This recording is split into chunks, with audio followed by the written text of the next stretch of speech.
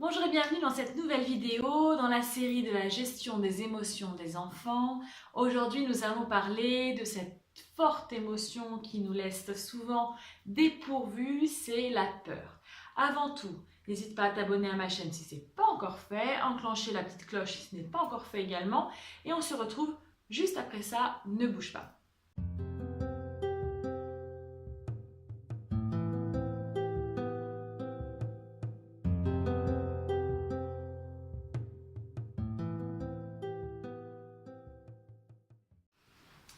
Si tu es parent, tu as certainement été réveillé en pleine nuit parce que ton enfant a fait un cauchemar, ou tu as certainement passé des heures et des heures à vouloir le consoler, à vouloir l'endormir parce qu'il avait peur du loup au fond du couloir, il a peur du monstre caché sous le lit, ou toute autre peur qui arrive au fur et à mesure qu'il grandit. Cela fait partie de son développement. Toutes ces peurs sont tout à fait normales. Mais en tant que parent, en tant qu'adulte, on est souvent dépourvu, on ne sait pas trop quoi faire, on ne comprend pas trop toutes ces peurs. On en oublie qu'on est passé également par là. Je te propose dans cette vidéo de comprendre un petit peu mieux cette émotion pour pouvoir y faire face et accompagner l'enfant dans les peurs qu'il peut subir, qu'il peut vivre au cours de son enfance. Alors surtout, et ça c'est très très important à comprendre, non, ton enfant n'est pas capricieux, non, ton enfant n'est pas une chochotte ou je ne sais quel autre petit terme qu'on peut utiliser avec nos enfants. Ton enfant a des peurs et comme on l'a dit tout à l'heure, c'est tout à fait normal, c'est dans son développement et c'est grâce à ses peurs qu'il arrive à évoluer, qu'il arrive à appréhender le monde qui l'entoure, tout simplement. Alors, définissons vraiment ce qu'est la peur. La peur est vraiment une émotion essentielle à notre survie car elle nous aide à identifier la menace, l'inconnu, pour pouvoir agir. Elle met tout le corps en alerte pour pouvoir agir face au danger. L'enfant, lui, n'a pas cette expérience, il n'a pas la maturité cérébrale pour camoufler cette peur, pour rationaliser toute cette émotion. Mettons-nous dans la peau d'un enfant en bas âge 2 minutes. L'enfant va passer au cours de la journée de nombreuses expériences. Il va découvrir de nouveaux visages, de nouveaux lieux, il va appréhender de nouvelles sensations, découvrir de nouveaux objets et cela tout au long de sa journée. Et c'est vraiment un grand stress pour lui parce que n'oublions pas, tout ce qui est inconnu pour le cerveau est une menace. C'est vraiment considéré comme un danger pour notre cerveau. Donc l'enfant, lui, avec son inexpérience, tout ce qu'il va découvrir au cours de sa journée va être assimilé comme une véritable menace, un véritable danger. Donc un grand stress pour l'ensemble de son corps. Si on transpose ça à notre expérience d'adulte, à notre vie d'adulte, comment étais-tu la première fois que tu as mis les pas dans ton entreprise, dans ton nouveau poste de travail? Comment étais-tu lorsque tu as rencontré ta belle famille? Comment étais-tu lors de ton premier rendez-vous amoureux? Beaucoup de stress, beaucoup de peur. Tout ton corps était en alerte parce que tout était vraiment une expérience menaçante, entre guillemets, parce que nous, avec notre expérience d'adulte, on arrive à camoufler, on arrive à rationaliser tout ça, mais les sensations physiques, en tout cas, étaient vraiment des sensations de peur. Donc lorsqu'on transpose un petit peu ces deux idées, donc dans le cerveau de l'enfant et le cerveau de l'adulte, on peut voir que la peur, on la vit vraiment au quotidien. Et en fonction du développement du cerveau, eh bien, on rationalise les choses, on identifie les choses comme de réelles menaces ou non, etc. L'enfant, lui, n'a pas cette capacité-là, donc du coup, tout est vraiment vécu avec un grand stress, une grande anxiété, d'où les réactions que l'enfant peut avoir face à un nouveau visage, face à un nouvel environnement, etc. Voilà pourquoi l'enfant, surtout lorsqu'il n'a pas cette capacité de verbaliser au tout début, va rentrer dans des grosses crises de larmes, va vraiment se fermer sur lui-même. On a cette peur, donc on le verra un peu plus tard, mais on verra cette peur par exemple dans les premiers mois de sa vie où il va se cacher dans les bras de sa maman parce que les nouveaux visages qui l'entourent, pour lui, est vraiment vécu comme un danger. Donc en tant que parent, il est vraiment très très important de prendre en compte ce phénomène chez l'enfant et surtout de prendre son mal en patience parce que ça fait partie de son développement naturel. Et les peurs seront effectives, seront présentes jusqu'à l'adolescence, voire même après. Et la peur fait vraiment partie intégrante de la vie de l'homme en général.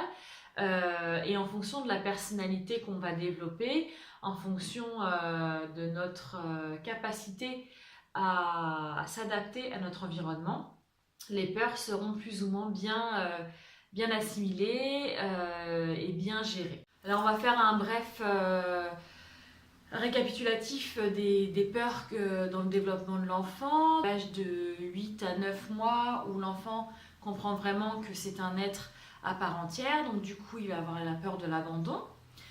Vers l'âge des 1 an, on va avoir en général les peurs liées au bruit extérieur, donc l'aspirateur, le robot, etc., etc. Vers l'âge des 2 ans, l'enfant va développer cette peur du noir, cette peur des monstres, etc. Donc peut-être qu'un enfant tout petit, un bébé qui avait l'habitude de dormir tout seul dans sa chambre dans le noir complet, vers l'âge des 2 ans, va vous réclamer la petite lumière, etc. Et ça, c'est tout à fait normal parce que son cerveau commence à conscientiser la différence entre l'obscurité et le jour. Entre l'âge des 2 à 4 ans, l'enfant, lui, va commencer à avoir des peurs passagères.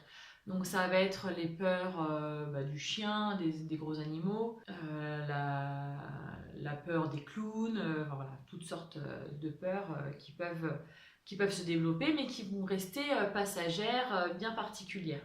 Ça va être surtout lié à l'inconnu, par exemple quelque chose qui va les surprendre. Combien de jeunes enfants ont peur par exemple du Père Noël parce que voilà, ils le voient qu'une fois, c'est un personnage complètement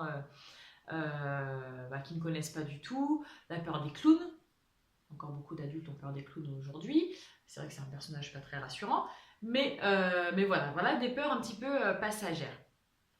Entre 5 et 12 ans, l'enfant va développer des peurs particulières liées à des situations.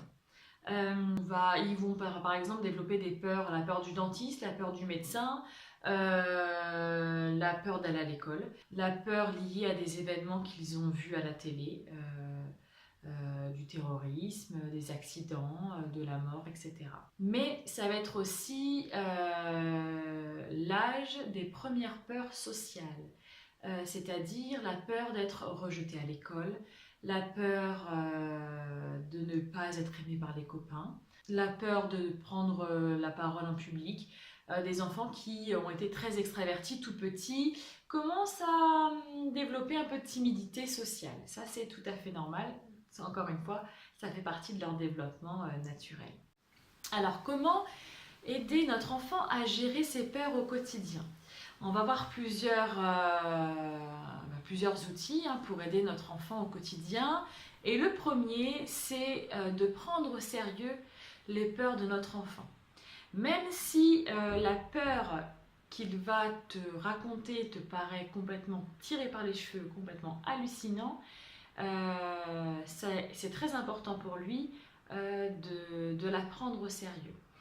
Parce que, comme on l'a dit tout à l'heure, l'enfant n'est pas capable, son cerveau n'est pas capable de rationaliser sa peur. Donc, pour lui, c'est très très important de se sentir encouragé dans cette peur. Alors, encourager, oui, mais attention à ne pas le conforter dans cette peur. Donc, on va arrêter de lui dire « arrête d'avoir peur, ça fait pas peur, etc. etc. » parce que pour lui, quoi qu'on va lui dire à propos de ça, ça va être impossible à réaliser parce que pour lui, cette peur-là en particulier, elle est bien ancrée en lui et il ne pourra pas faire autrement que d'avoir peur de telle ou telle chose. Mais le conforter dans cette peur va ne faire que augmenter son anxiété. Alors, c'est un petit peu un point un peu délicat parce que, voilà, comment faire pour prendre au sérieux sa peur sans le conforter dans sa peur? Ça va être vraiment l'équilibre à tenir en tant que parent. Alors, pourquoi pas lui raconter que nous aussi, à son âge, on avait peur aussi de ça et qu'on s'en est sorti et qu'on a compris que qu'aujourd'hui on n'a plus peur parce qu'on a compris que ça n'existait pas ou autre ou autre.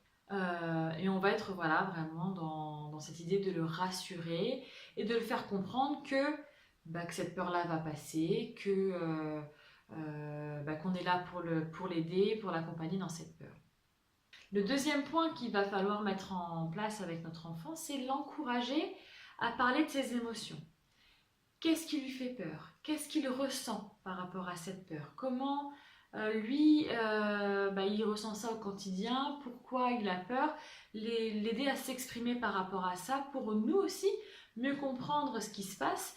Ça va notamment être très efficace pour les enfants dans cet âge de 5 à 12 ans, comme on l'a dit, même à l'entrée de l'adolescence. Ces peurs liées à un traumatisme, lié à quelque chose qu'ils ont vu aux informations, etc. De les accompagner à parler de ce qu'ils ressentent physiquement, mentalement, pour mieux les accompagner. Et on va pouvoir les accompagner par des jeux, par des livres sur le sujet, par des discussions en fonction de l'âge avec l'enfant. Alors ces peurs peuvent être liées à tout simplement une dispute avec un camarade de classe, avec son meilleur copain. Ça peut être lié à quelque chose qu'ils ont vu à la télé. Ça peut être une peur liée à quelque chose qu'ils ont entendu et que du coup leur imagination va croissante. Ça peut être lié à un jeu vidéo. On sait qu'aujourd'hui les jeux vidéo ont une grande influence sur la vie de notre enfant. Ça peut être lié à un changement de rythme au niveau à la maison.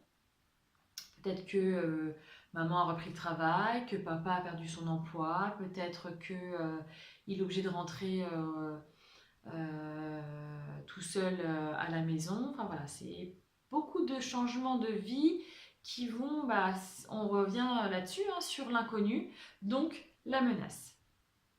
Un troisième petit point, c'est mettre en place des rituels, notamment des rituels pour le soir, parce que souvent c'est le soir que les peurs se développent, en tout cas qu'elles s'extériorisent. Donc pourquoi pas mettre en place des rituels avec notre enfant? On peut mettre ça dès tout petit. Donc l'histoire du soir, une petite discussion avec papa, maman avant de dormir, une petite séance de relaxation, enfin voilà.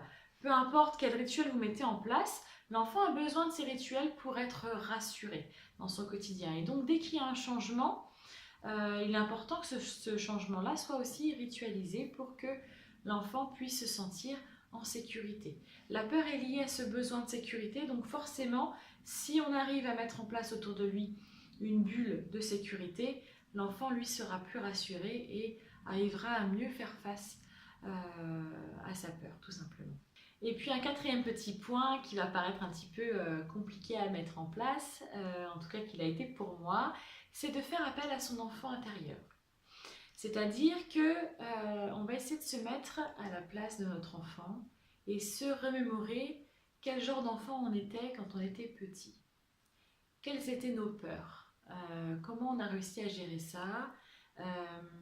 Se mettre un petit peu à la place, se remettre à la place de l'enfant à son âge. Il est plus facile d'être empathique, d'être patient avec son enfant quand on se rappelle notre propre expérience en tant qu'enfant. Ce sera plus facile de comprendre ce qu'il vit au quotidien et du coup de mettre en place des petites techniques, de se rappeler des petites techniques que nous-mêmes on mettait en place. Est-ce qu'on se racontait des histoires avant de s'endormir tout seul pour se rassurer? Est-ce que on faisait le tour de notre chambre pour voir s'il n'y avait pas de monstre dans le placard ni sous le lit, etc. Se mettre à la place d'eux, montrer cette empathie, aidera notre enfant assurément à gérer ses émotions, à gérer cette peur. Et surtout, n'oublions pas que les enfants sont de véritables éponges émotionnelles. Si l'enfant est pris en charge par un parent anxieux qui a lui-même de très grandes peurs qu'il n'arrive pas à gérer, ça va être compliqué pour lui d'apprendre à gérer sa peur, à extérioriser sa peur si le parent qui est en face de lui est complètement anxieux et craintif. Donc attention à bien gérer nous-mêmes nos peurs d'adultes. Ce sera plus facile si nous-mêmes on a géré un petit peu, on a fait un petit peu le ménage sur toute cette anxiété, tout ce stress et toutes ces peurs pour aider l'enfant à faire de même. Un dernier petit point que je voudrais voir avec toi avant de terminer sur cette vidéo, c'est quand s'inquiéter, quand est-ce qu'il faut faire appel à un thérapeute, un médecin, etc. Quand cette peur devient incontrôlable, inconsolable, lorsque la peur de l'enfant agit sur son quotidien, alors là, il va falloir peut-être mettre en place un avis extérieur, une thérapie, des séances de relaxation, des séances d'hypnose, etc. Quel que soit ce que vous choisissez de mettre en place derrière tout ça. Mais lorsque ces peurs deviennent, malgré tous les petits conseils qu'on a vus ensemble, malgré tous ces petits rituels mis en place, malgré toute l'aide bienveillante qu'on a pu mettre en place avec notre enfant, si son quotidien est vraiment perturbé, si ça se répercute sur son quotidien, sur ses résultats scolaires, sur sa sociabilisation, alors là, peut-être qu'il faut mettre en place quelque chose d'extérieur avec l'enfant. Voilà pour cette vidéo, voilà pour cette émotion très très intéressante qui est la peur, mais qui est tout à fait difficile à appréhender en tant que parent et en tant qu'enfant. J'espère qu'elle t'a été utile, j'espère que tu as trouvé des petits conseils que tu pourras mettre en place. N'hésite pas à la commenter, à me dire ce que tu en as pensé, à me dire si les conseils que je t'ai donnés aujourd'hui, tu arrives à les mettre en place ou pas avec ton enfant. N'hésite pas à mettre un petit commentaire sous cette vidéo, à la partager si elle t'a plu. Et puis on se retrouve très très vite pour une prochaine vidéo sur une autre émotion. À très très vite sur l'instant présent par Olivia pour des astuces et des conseils pour un quotidien plus serein.